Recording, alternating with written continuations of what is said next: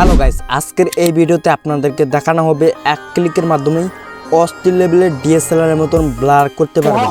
তো ভিডিওটি সম্পূর্ণ দেখতে থাকুন। আমাদের এই চ্যানেলটিতে নতুন হয়ে থাকলে অবশ্যই চ্যানেলটি সাবস্ক্রাইব করে রাখবেন। তো প্রথম পাঁচটা এখান থেকে গুগল প্লে স্টোরটি ওপেন করে নেবেন। তো এখান থেকে আমি গুগল প্লে স্টোরটি ওপেন করে নিলাম। তারপরে এখানে সার্চ অপশানে সার্চ করব হাইপিক। তো আপনারাও হাইপিক লিখে সার্চ করে দিবেন।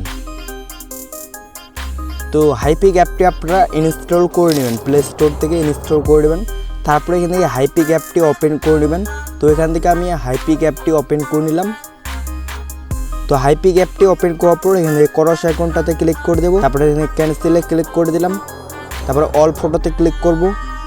তারপরে এখানে যেই ফটোটি ডিএসএলআর মতো ব্লার করতে যাচ্ছে তো সেই ফটোটি সিলেক্ট করব। তো সিলেক্ট করার পর এখান থেকে অ্যাডজাস্ট পেয়ে যাচ্ছি, ইফেক্টস পেয়ে যাচ্ছি। তো এখান থেকে অ্যাডজাস্টে ক্লিক করে দেব। তো এখান থেকে আপনারাও অ্যাডজাস্টে ক্লিক করে দিবেন। তো অ্যাডজাস্টে ক্লিক করার পর সর্বপ্রথম এখান থেকে আমাদেরকে ব্রাইটনেস, কন্ট্রাস্ট এগুলো বাড়াইতে হবে। একটা ফটোতে যদি কন্ট্রাস্ট, ব্রাইটনেস এগুলো কম থাকে তাহলে ফটোটা দেখতে ভালো দেখাবে না। তো সেজন্য আমরা এখান থেকে বাড়িয়ে নিব। তো আপনারাও আপনাদের ফটো অনুযায়ী বাড়াবেন এবং কি কমাবেন। তো তারপরে এখানে এসএসএলে ক্লিক করে দেবো। এসএসএলে ক্লিক করার পর এই কালারটির উপরে ক্লিক করার পর হিউটা এখানে বাড়িয়ে দেবো। তারপরে এখানে স্যাচুরেশনটাও বাড়িয়ে দেবো। তারপরে এটা একটু মাইনাস করে দেবো। তারপরে টিক মার্কসে ক্লিক করব।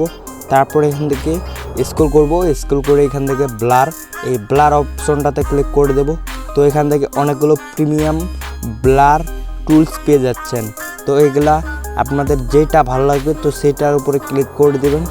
তো এখানে কিছু কাস্টমাইজ করে নিতে হবে। তো যেটা ভালো লাগবে তো সেটা রাখবেন। প্রত্যেকটা ব্লারে কিন্তু প্রিমিয়াম। তো এগুলা মানে আর কি অস্থির লেভেলের ব্লার করে দেয়। তো এখান থেকে ব্লারটি কমাইতে পারেন, বাড়াইতে পারেন। তো এখান থেকে আমি কমাই দিচ্ছি। তো তারপর এখান থেকে টিক মার্কসে ক্লিক করে দিলাম। তারপর এখানে এক্সপোর্ট, এই এক্সপোর্ট লেখাটার উপরে ক্লিক করে দিলেই ফটোটি এক্সপোর্ট হয়ে যাবে, মানে সেভ হয়ে যাবে।